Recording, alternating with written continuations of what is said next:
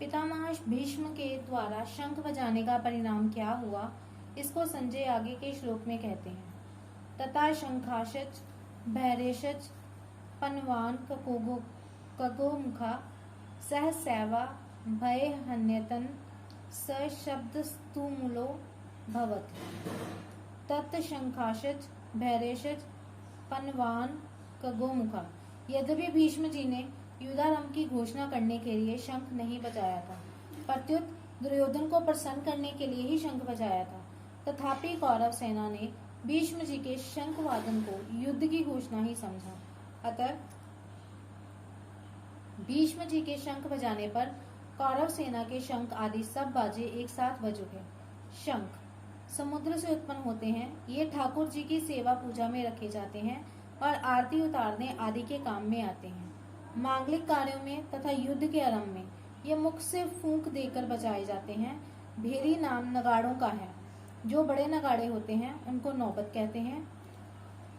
ये नगाड़े लोहे के बने हुए और भैंसे के चमड़े से मड़े हुए होते हैं तथा लकड़ी के डंडे से बजाए जाते हैं। ये मंदिरों में एवं राजाओं के किलों में रखे जाते हैं। उत्सव तथा मांगलिक कार्यों में ये विशेषता से बजाए जाते हैं। राजाओं के यहाँ ये रोज बजाए जाते हैं। पनव नाम ढोल का है। ये लोहे के अथवा लकड़ी के बने हुए और बकरे के चमड़े से मड़े हुए होते हैं और हाथ से या लकड़ी के डंडे से बजाए जाते हैं। ये आकार में ढोलकी की तरह होने पर भी ढोलकी से बड़े होते हैं। कार्य के आरंभ में पन्नों को बजाना गणेश जी के पूजन के समान मांगलिक माना जाता है।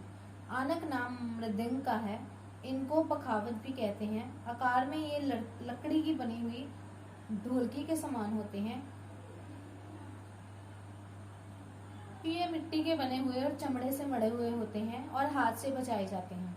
गोमुख नाम नृसिंगे का है। ये आकार में सांप की तरह टेढ़े होते हैं और इनका मुख गाय की तरह होता है।